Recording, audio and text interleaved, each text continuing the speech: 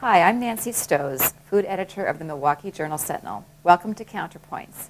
Today's topic is seafood for New Year's Eve. We have shrimp and oysters and crab legs and lobster to show you. Okay, and these are all fun things to have around the holidays. And so I thought we'd start with a little bit of shrimp cocktail. And of course you can buy the shrimp already cooked and everything. I prefer to cook it. And why is that? I just think it tastes better. It's fresher that way, you know. And I, of course, always put in my own special seasoning when I cook the shrimp, too. And one of the things I like to use is pickling spices. And What are some of the spices in that? okay, in here you have things like cloves, allspice, coriander, bay, mustard. And these are used as indicative by the name. They're used in pickling things. You also use when you make corned beef. You see these same spices as well. Okay. So they give a very nice flavor to the shrimp. What I like to do is to put them in a little bit of a. This is a little tea bag actually. So, Okay. and we've got a pot of water here. We're going to just put that into it. And then we've got some lemon. So I'm going to take half a lemon, just squeeze it, and I'm going to put the whole lemon right into the pot. A little bit of salt. You want about a tablespoon per quart. And a little bit of Tabasco, too. Okay. Just gives it a little bit of a zing to it. And then bring the water up to a boil. These shrimp are peeled, but they don't have to be. And actually, if you leave the shell on them, they have a little bit more flavor. The shell gives them flavor. Shelled and deveined?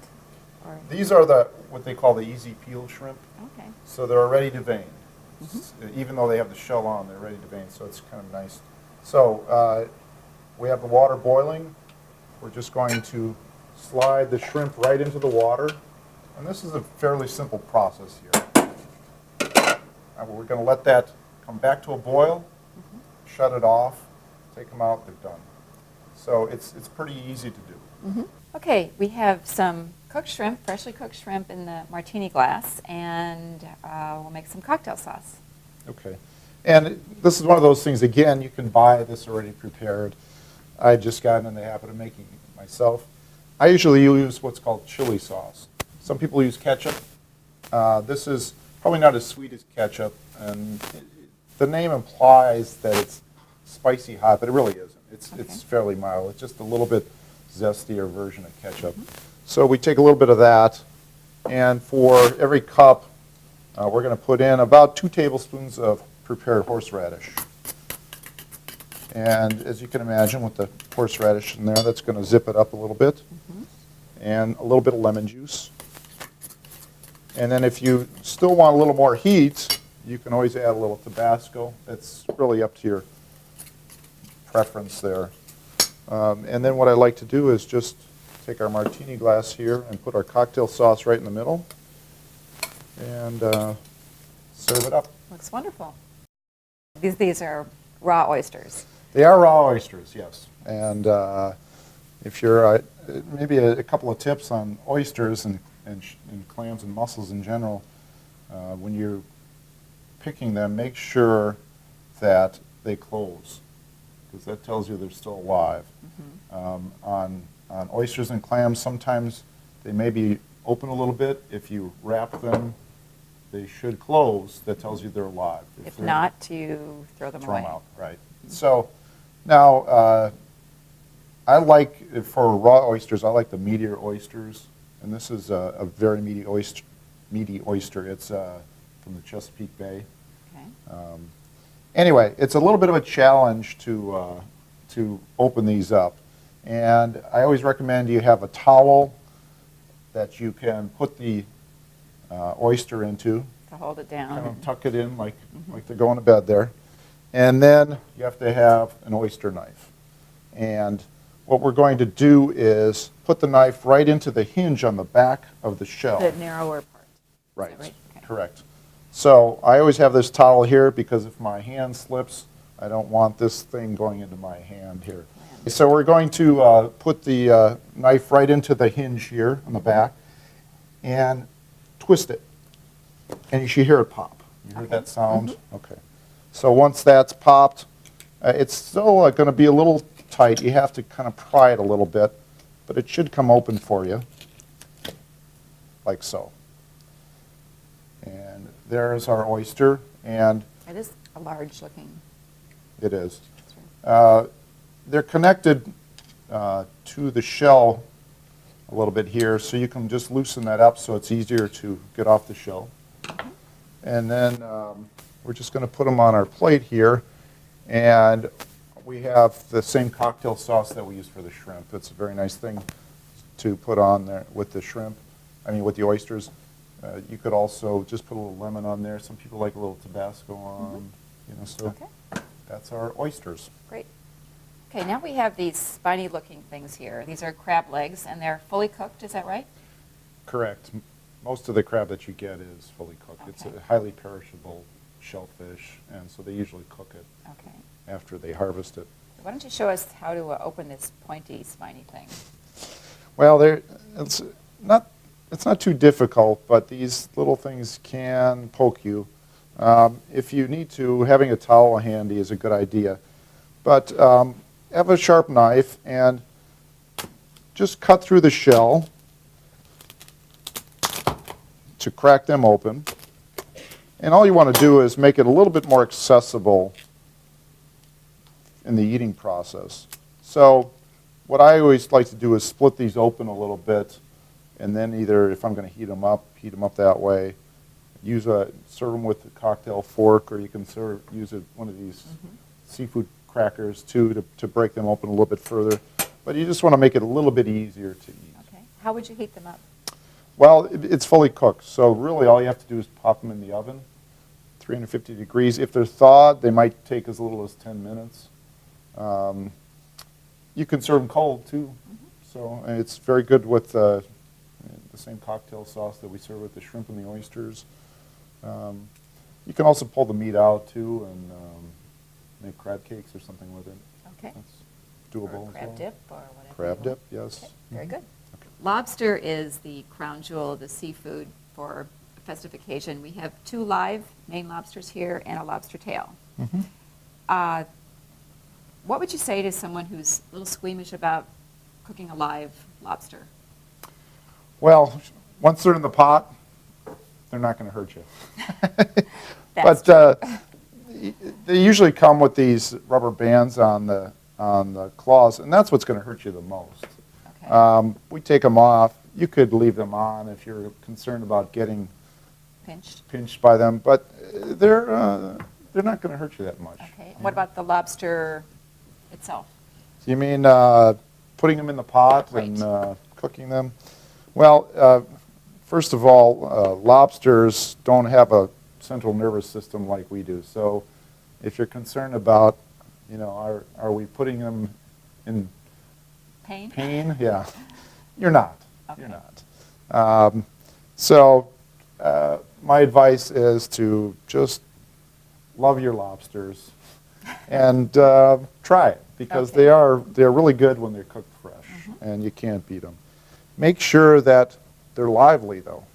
Okay, you want them to be moving about. The tails should curl up a little bit, like that. That's normal for them, and it's pretty simple to cook them. We have some boiling water.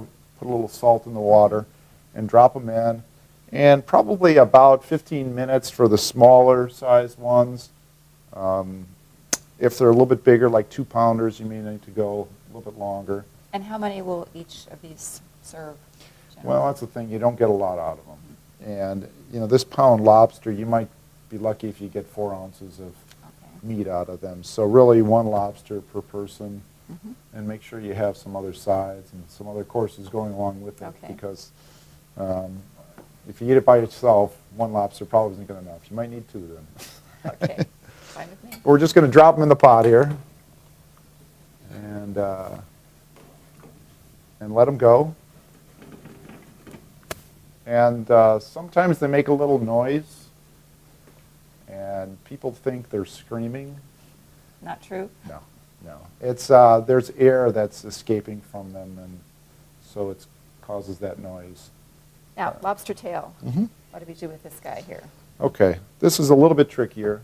I'll show you the way we like to do them in the restaurant at school here, and this is the way you see them a lot if you go out to eat. And what they do is they split the back with a knife. So you take your knife and you start at the bottom of the tail here, and you put the point in like this, and then draw down to crack the shell open.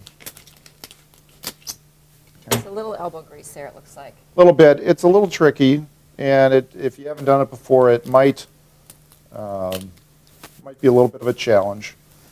Again, there's not a lot of meat in these, so you want to try to make this as easy to eat as possible, and that's what we try to do in the restaurant.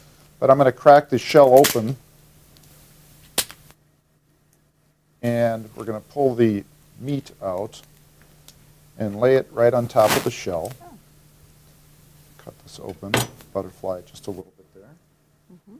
And I always rinse them off a little bit too. You see sometimes you'll have a little bit of debris on there. And a little bit of salt, pepper, a little butter on top. Mm-hmm. About 10 minutes in a 350-degree oven. Okay. And then this is about a 6 to 7 ounce size. So 10 minutes at 350 degrees is probably about enough time. If they're a little bit bigger, of course. A little easier to work with than a whole lobster. Right, and you know it's a lot easier to eat. Okay, so here's our lobsters. They've been cooking about 15 minutes, and we're going to just put them on a plate here. Most of the meat that you're going to get out of it is going to be in the claws and the tail here. So you can start by taking the claws off, and the best way to get the meat out of the claw is to take a knife and wrap it, or using this lobster shell. And sometimes the shell it depends on the age too. These are pretty young lobsters. If they're older lobsters, that might be a little harder to do with just a lobster cracker. Mm-hmm. In which case, using a knife, and just like I say, just wrapping it with the edge of the knife. And then having a little cocktail fork. I think we have some there. Have that handy so that you can pull the meat out. Okay? Okay. Want to try? Sure. So, and you just have to go through here and pick the meat out of the knuckles. There's, and just dig in. It's going to be messy. Very good. Have fun with it. Mm-hmm. The tail, what you should do is just take the lobster in your hand like this, twist it, and you'll separate the shell from the body. Now, you'll notice this green stuff in here. Mm-hmm. Doesn't look appetizing. It actually is quite tasty.